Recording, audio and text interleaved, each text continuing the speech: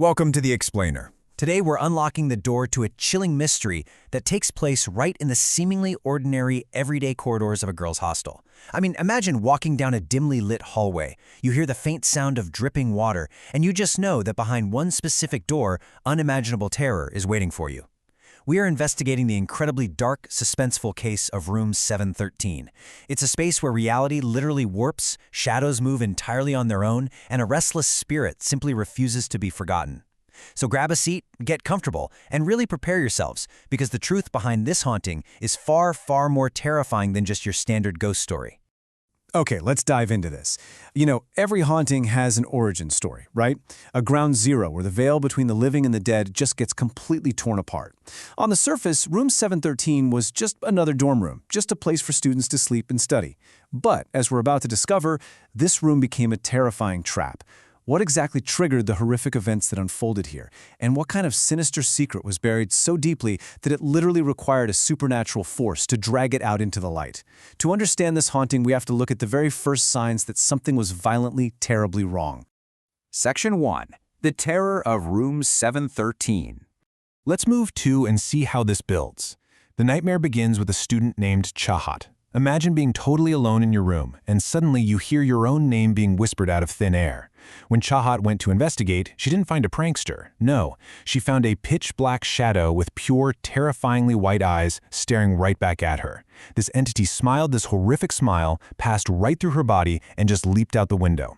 And as we track this timeline, the escalation is incredibly rapid and frankly aggressive. On the first night after moving back in, Chahat complains of this unnatural freezing cold. She's shivering under her blankets like she's trapped in a room made of ice. By the second night, the physical danger becomes terrifyingly real at the wash basin. And then by the third night, her roommate Lavanya experiences this suffocating, drowning illusion, literally a phantom flood filling the room, while that exact same white-eyed shadow pins her down by the throat. Make no mistake, this is a targeted, rapidly intensifying attack. Let's really focus on that second night for a second, because the sensory details here are absolutely visceral. Lavanya leaves briefly just to get some medicine for Chahat's unnatural chills, right? But she returns to find her completely missing. Following the sound of running water, Lavanya and a security guard actually have to break down the locked bathroom door.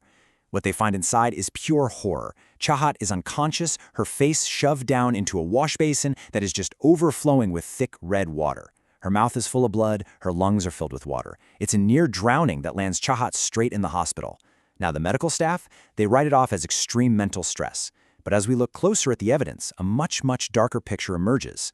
So after Chahat is hospitalized, Lavanya gives her this protective Rudrika bracelet to wear. And then Lavanya actually goes back to that terrifying room to sleep alone. Talk about brave, right? After surviving that phantom drowning illusion we just mentioned, Lavanya goes to splash some cold water on her face. But as she's leaving the bathroom, a voice echoes right into her ear. "Save me, she will kill me." This isn't just some generic spooky noise, you guys. It's a desperate, terrified plea. It suggests that whatever is haunting this room isn't just an angry monster. It might actually be a victim itself, trapped in a relentless cycle of fear and violence. Section 2. The Myth of Vedika. Okay, so when Lavanya turns around to find the source of that voice, she sees absolutely nothing. But when she looks into the bathroom mirror, that white-eyed shadow morphs into a young girl with a brutally cut face. Her clothes are completely soaked in blood, and horrifyingly, live maggots are crawling all over her body. As the entity begins tearing at its own flesh, Lavanya immediately recognizes her. It's Vedika. She was a former student who used to live in this exact room. But why on earth is Vedika appearing in such a grotesque state? Well, here is the official backstory, the false reality that the hostile administration sold to everyone. Vedika, who was reportedly this really happy, cheerful girl, supposedly committed suicide in Room 713. No one understood why. She didn't leave a note. The police conducted a full investigation but found absolutely zero reasons or evidence explaining her death. So, what did they do? They closed the case. The room was locked up, completely forgotten, until a shortage of rooms prompted the warden to reopen it. It's a neat, tragic little story, but the ghost in the mirror, she tells a completely different tale. Section 3. The Priest's Dark Revelation. Realizing that the authorities definitely can't solve a supernatural crime, Lavanya takes her investigation straight to a pundit, a priest at the local Hanuman temple, seeking some real answers. She explains the whole shebang: the shadow, the near drowning, the bloody ghost in the mirror, and the protective power of her bracelet. The priest listens intently, and then he delivers this absolute bombshell.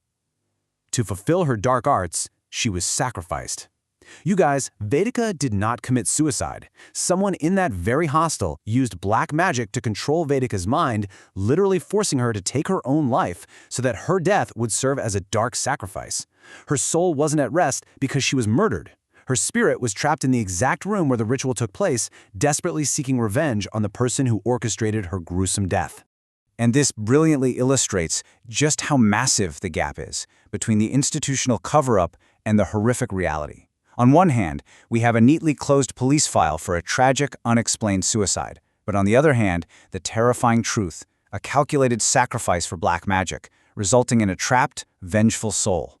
The authorities were busy looking for physical clues, but the real crime here was spiritual.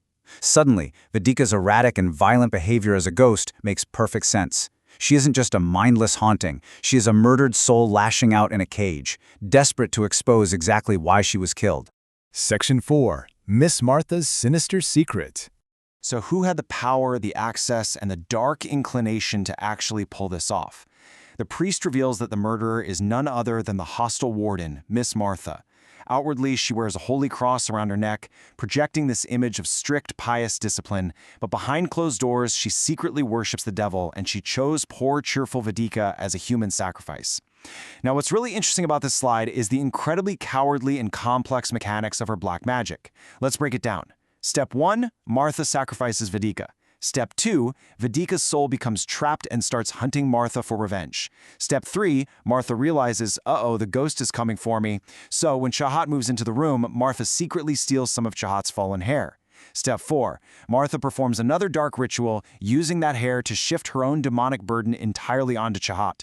She essentially painted a massive target on an innocent student's back, tricking Vedika's blind, enraged spirit into attacking Chahat instead of the real murderer. It's incredibly twisted. Section 5. Vengeance and Liberation. But Martha severely underestimated Lavanya's loyalty and bravery. To finally expose Martha, Lavanya does something unthinkable. She bravely allows Vedika's vengeful spirit to temporarily use her own body as a vessel. Assured by the priest that she'll remain unharmed, she returns in the dead of night. Her eyes turn completely blood red as she marches straight down the corridor to the warden's room. Miss Martha opens her door to see Lavanya just sitting on her bed, but when Lavanya speaks, it isn't her own voice, and when Miss Martha looks closer, she realizes she is staring directly at the bloodied, torn face of Vedika. The ghost delivers this chilling line, "Did you think you would survive after killing me?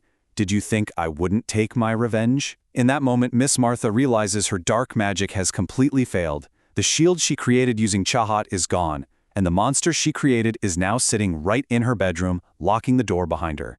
So, the crucial point is that the aftermath of this confrontation is both swift and absolutely brutal. The entire hostel wakes up to Miss Martha's agonizing screams. By the time they actually reach her, every single bone in her body has been mysteriously and violently broken. The police are completely baffled once again.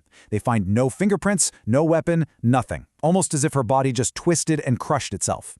Miss Martha is left permanently paralyzed, paying a horrific lifelong price for her dark arts. But because Lavanya fought so hard for her friend, the curse on Chahat is completely broken. And having finally achieved her justice, Vedika's soul is liberated at last, leaving room 713 in peace.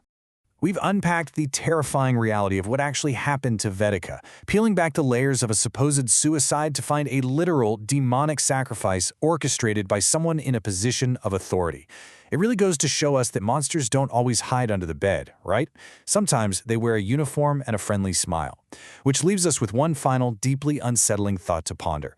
When the people we trust to protect us are the ones secretly practicing the dark arts, who else might be hiding dark, demonic secrets behind closed doors? Keep your eyes open out there, and thank you so much for joining me on this explainer.